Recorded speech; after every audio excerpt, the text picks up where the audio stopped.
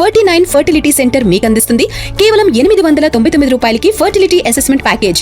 నిన్న మొత్తం హైదరాబాద్లో ఒకటే చర్చ, కేసీఆర్ సిట్టు విచారణ, కేసీఆర్ సిట్టు విచారణ. ఓవైపు బడ్జెట్ సమావేశాలు, ఇంకోవైపు కేసీఆర్ చర్చ నడుస్తూ ఉంది.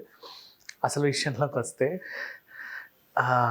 సిట్టు విచారణకి వెళ్ళేటప్పుడు ఆయన క్యాన్వాయ్ కార్లు ఎలా వెళ్తున్నాయి, ఎక్కడి నుంచి వస్తున్నాడు, రోడ్డు మీద ఏం జరుగుతుంది, ఇవన్నీ చెప్పారు. అప్పుడు వచ్చిన వార్తలు చెప్పిన నమస్తే తెలంగాణ ఛానల్ ఆర్టికల్స్, బడ్జెట్ సమావేశాలు అందరికీ ప్రోత్సాహకాలు, అసలు బడ్జెట్ అంటే బడ్జెట్, ఎంత మంచి బడ్జెట్ ఇది అని చెప్పేసి సూపర్ బడ్జెట్, కెవ్వు కేక అని చెప్పి వార్తలు రాసేశారు.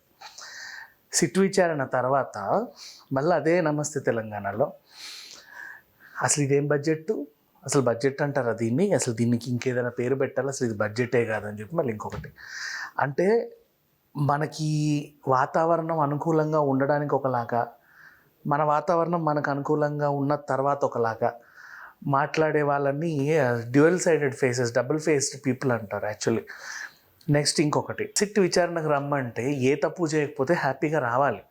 అలా కాకుండా రాష్ట్ర వ్యాప్తంగా ఫస్ట్ వాళ్ళ నేతల చేత ధర్నాలు చేయించి, రోడ్డు ఎక్కించి, గొడవ చేసి, తర్వాత ఇంట్లోకి వెళ్ళా, నేను అక్కడికి రాను, నేను ఫామ్ హౌస్లో ఉంటా అని చెప్పేసి మీరే నా దగ్గర రండి అని చెప్పి ఫామ్ హౌస్కి పిలిచి, ఆ తర్వాత వచ్చేసి ఏంటి మళ్ళీ నెక్స్ట్ మొత్తానికి లేదు ఇక్కడికి రావాలి అంటే అసలు అట్టెట్లా వస్తారు, అసలు ఇది విచారణనా, సిట్టేనా, ఇంకేదన్నానా అని చెప్పి మళ్ళీ వరుస పెట్టి వార్తలు రాసి, ఒక రకంగా చెప్పాలి అంటే మనలో ఉన్న భయము కొట్టొచ్చినట్టు తెలుస్తూ ఉంది. చాలా సంతోషంగా తెలుస్తుంది.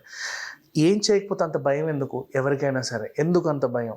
అంత అవసరం ఏముంది? మేము చాలా ధైర్యంగా ఎదుర్కొంటాం, మేము అలా చేస్తాం, ఇలా చేస్తాం, అంత భయం ఎందుకు? అంత అవసరం ఏముంది? బికాజ్ మనిషి తప్పు చేస్తేనే భయపడతాడు. కాబట్టే తప్పు చేశారు కాబట్టి విచారణ ఎదుర్కొనే టైంలో భయాలు, ఏం చేస్తారో ఏందో అని.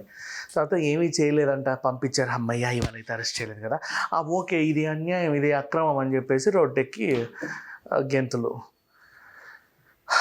ఏదేమైనా కానీ చూసేవాళ్ళు ఏమంటున్నారంటే మనిషివా కేసీఆర్వా అంటున్నారు. అట్లా ఉంది పరిస్థితి. మనము ఏ రాజకీయ నాయకుడైనా సరే తప్పు లేకపోతే ధైర్యంగా ఉంటారు. యాక్చువల్గా చెప్పాలి అంటే తప్పు ఉంటేనే భయపడతారు, తప్పు ఉంటేనే విచారణకు రారు, తప్పు ఉంటేనే ఇంట్లో దాక్కుంటారు, తప్పు ఉంటేనే ఫరారీలో ఉంటారు, తప్పు ఉంటేనే ఎక్కడికి వెళ్ళాలన్నా 100 మందిని ఎంటబెట్టుకెళ్తారు. ఇది సంగతి. అదొకటి గుర్తుపెట్టుకుంటే better. Thank you so much.